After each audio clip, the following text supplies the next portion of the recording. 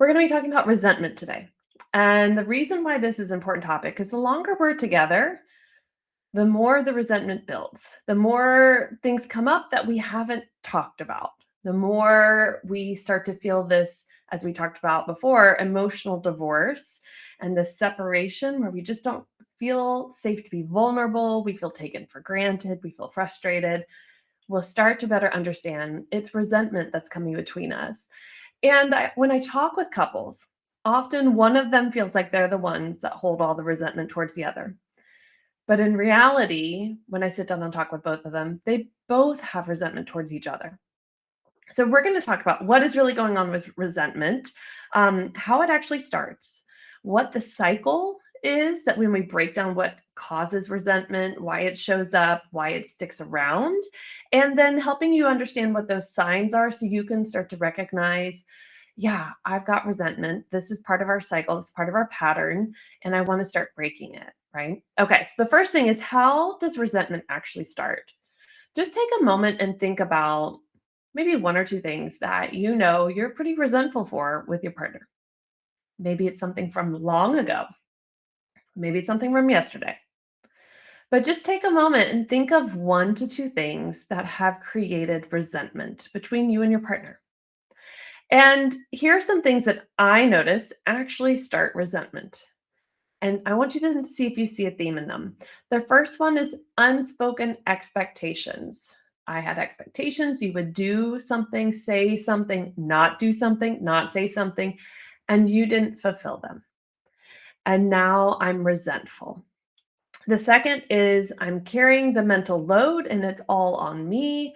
And I feel like you're not helping and you're not even paying attention well enough to be a part of helping me with this mental load. The third is feeling unseen. The more unseen we feel in our relationship, the more the resentment will grow because it's like, hello, see me, connect with me, show me you love me. The fourth is feeling unappreciated. I do all of these things and you don't recognize it. I do, I make sure all this stuff's taken care of, you don't have to worry about. And you don't even stop, blink an eye and go like, I see you, right? Gosh, I appreciate what you're doing. Those four, what is the theme that you see in those? Because to me, it is very blatant because it's the type of stuff I talk about. In all four, there's not a lot of communication.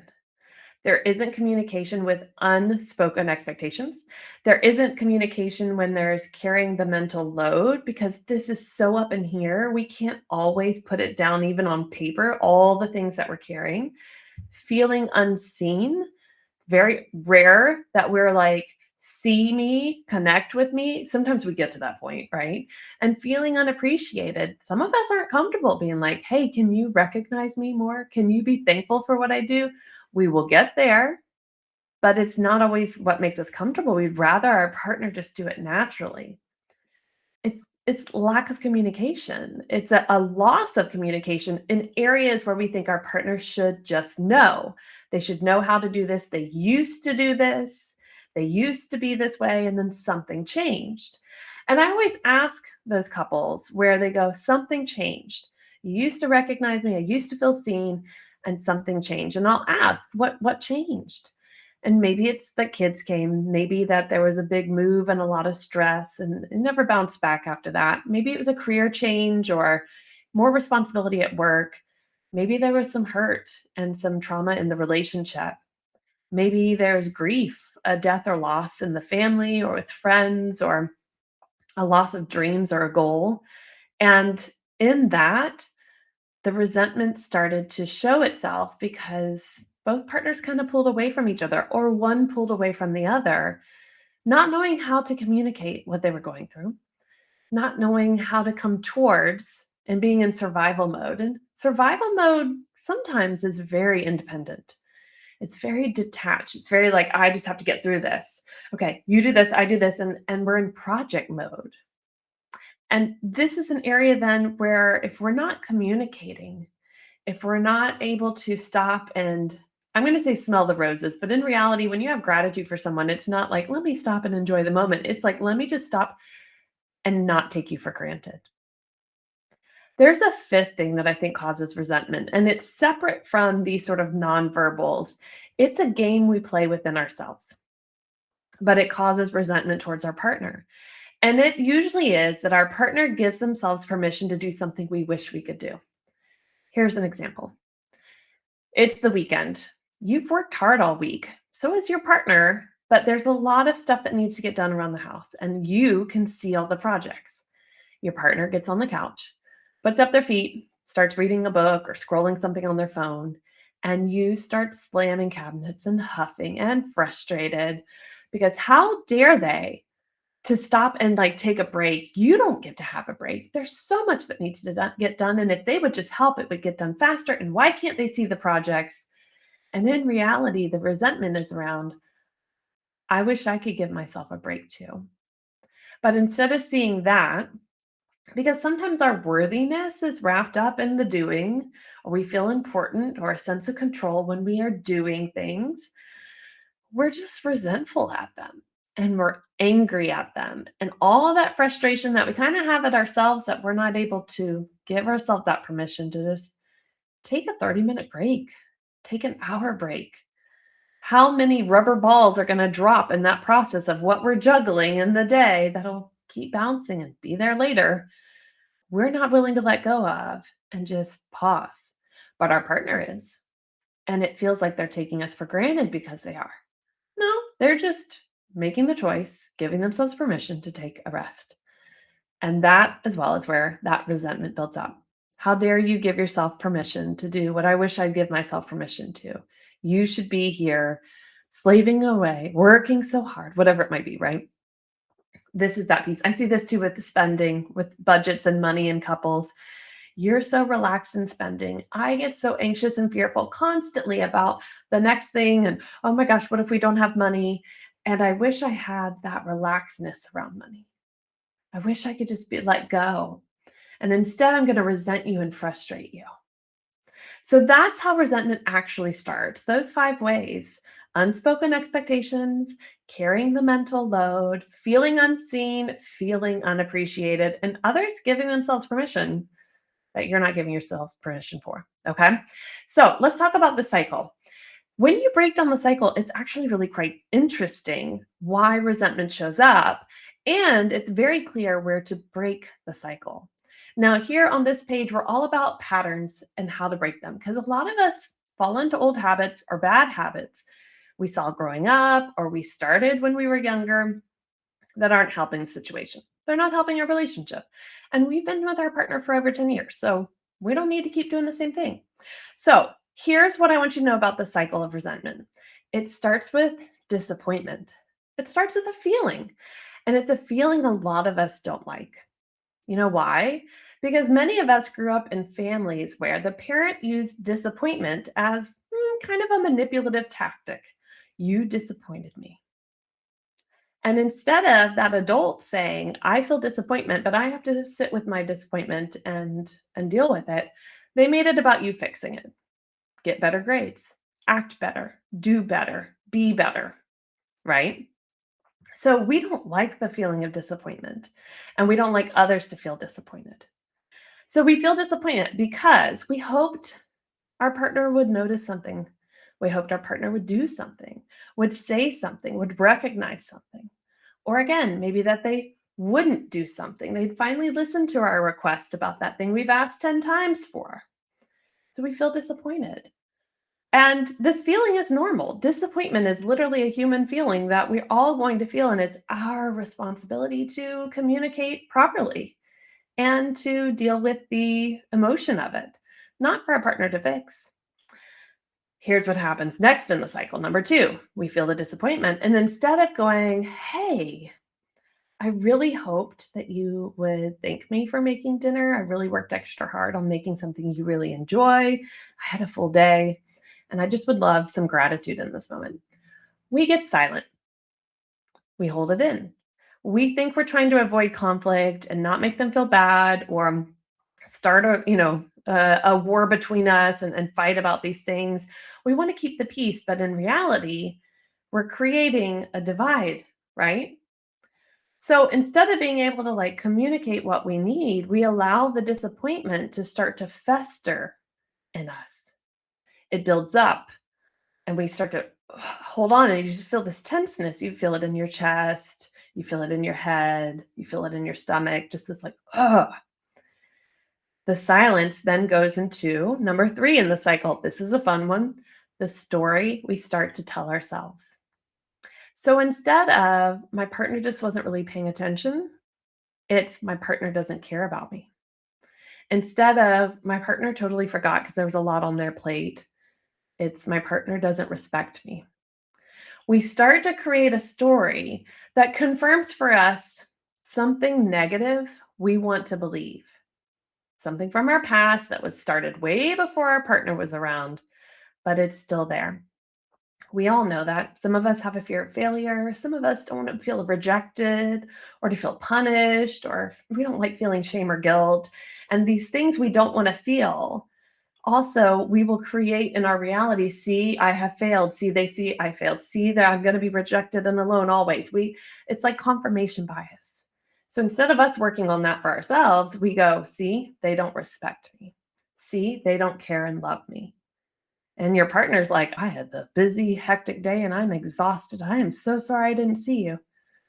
But they don't get a chance to say anything like that. And honestly, at this point, if you did say something, they might get defensive because it's been so many years of problems, right?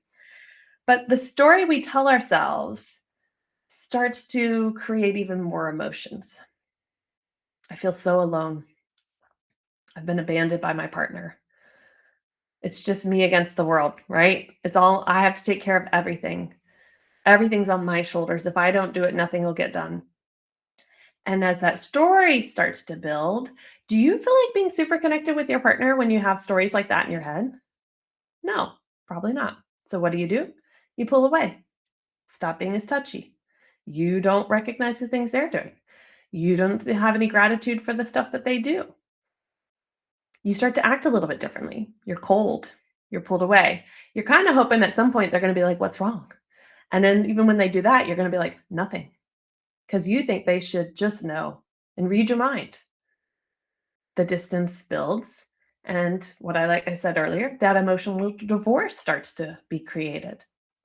And it's easy for us to say they caused it, but in reality, we're part of the cycle. Then the distance leads us back up to feeling disappointed. My partner's not giving me what I need. So now I'm going to see it even more. Even if they do things to try to help, I'm going to see all the ways that they fail. And this is what happens when couples come to me. If there's so much resentment build up, any progress is like, that's nice, but I wanted this instead. And I'll be like, I call them out. Whoa, stop for a second. Because your partner is making progress towards what you want. And it will not be plant a seed and tomorrow I want a full plant with roses all over it. No, it's going to be plant a seed and then the roots pop out and then the stem and then it grows and then there's a leaf and then another leaf. It's going to be slow and incremental because you have years of a habit and a cycle between the two of you that has to change. It will not take years for it to change, but it won't be a week or a month of, oh, it was better. This is why you try something together, you read the book, you listen to the podcast, and for a week or two it's better, but then you can't keep it up because there isn't enough. That's it. That's what I've been hoping for. Thank you so much. This consistently. We think I shouldn't have to encourage my partner this much. Actually, you do. Just like you need encouragement to make changes in yourself as well. So we see this distance, we go back to disappointment, then we're in the cycle again.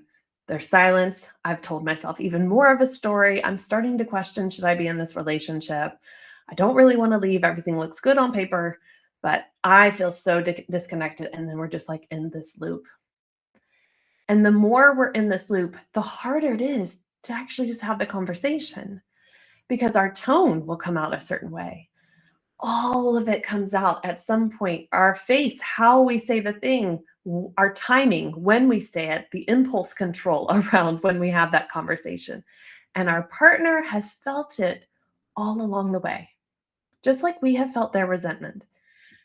They've felt it. They've been waiting for us to finally say something.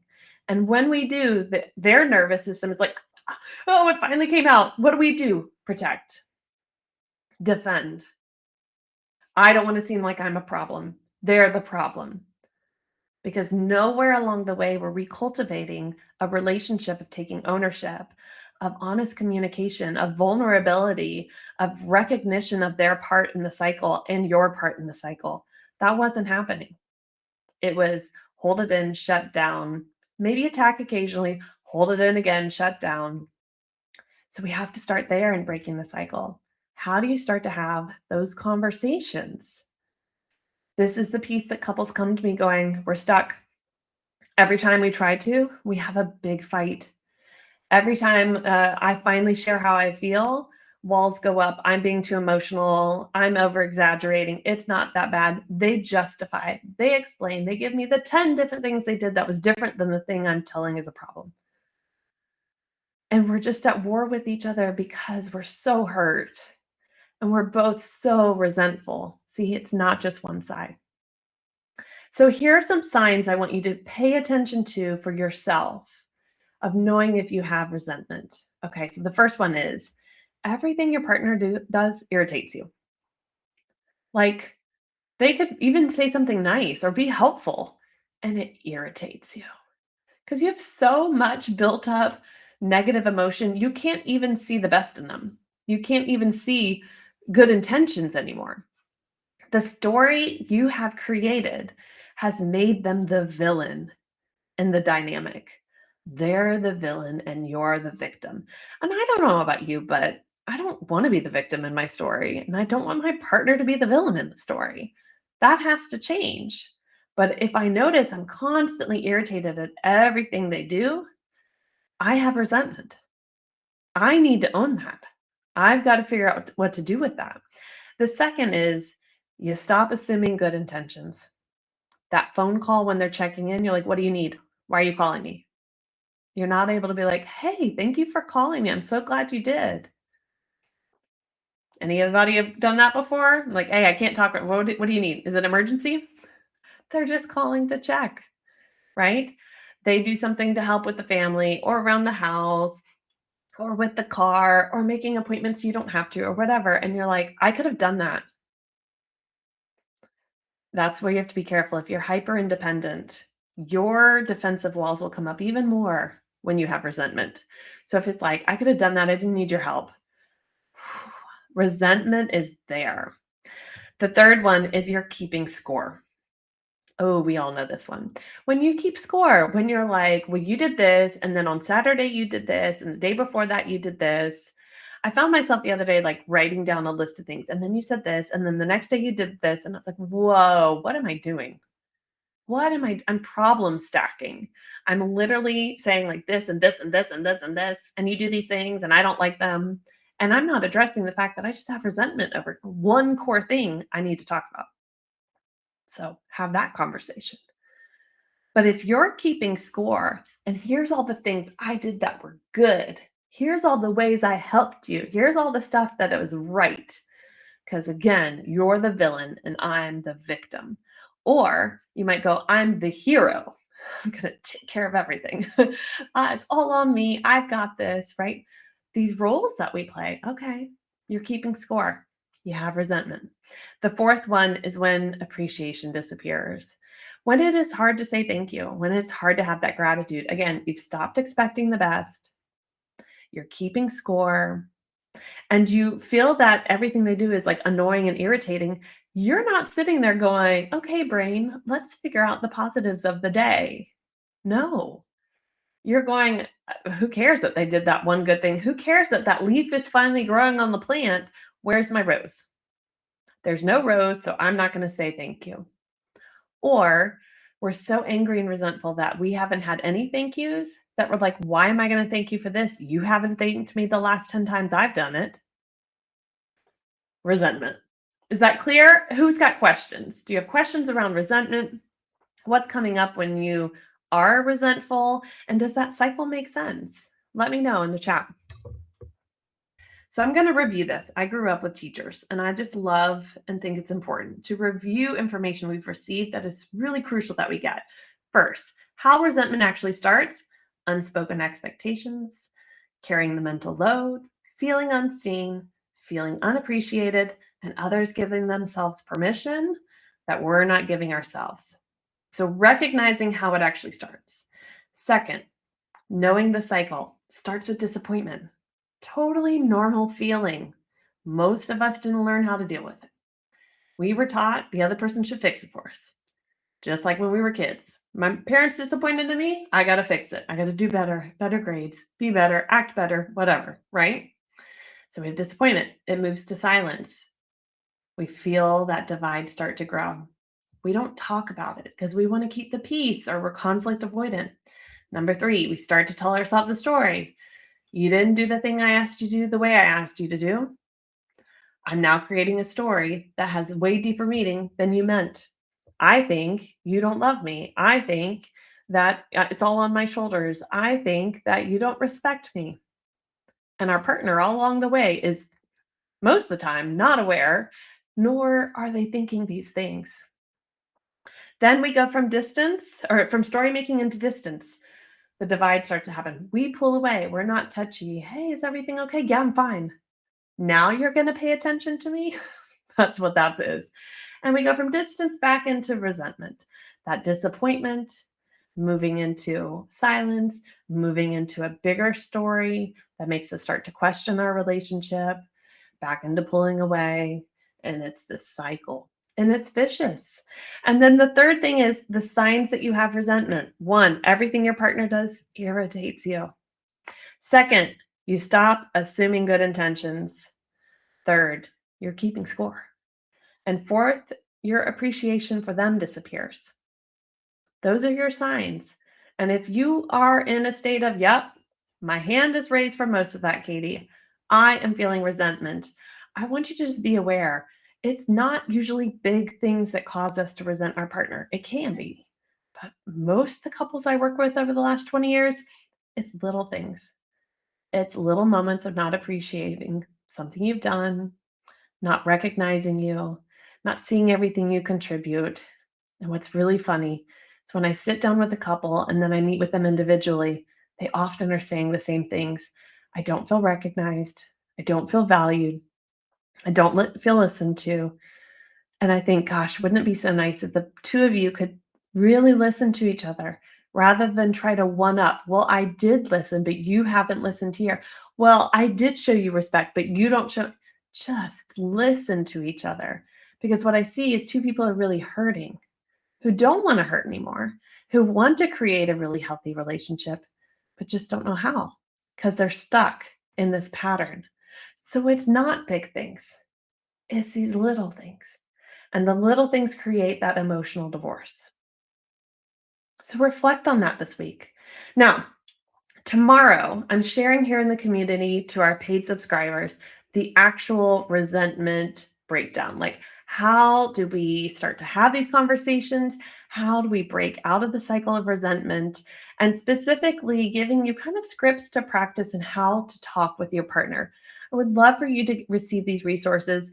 And every Thursday when I go live, the following Friday, I give our paid subscribers little workbooks and things to actually dive into with their partner to better work on the topics we're addressing, whether it be the emotional divorce, staying in project mode rather than being connected, or things like today and resentment. So I'd love to welcome you into our paid community. And to be able to support you more, you get a chance to ask me questions personally. Thank you to those who showed up live here today. If you've got questions, feel free to DM me, and I'll be really interested in hearing how resentment is showing up for you.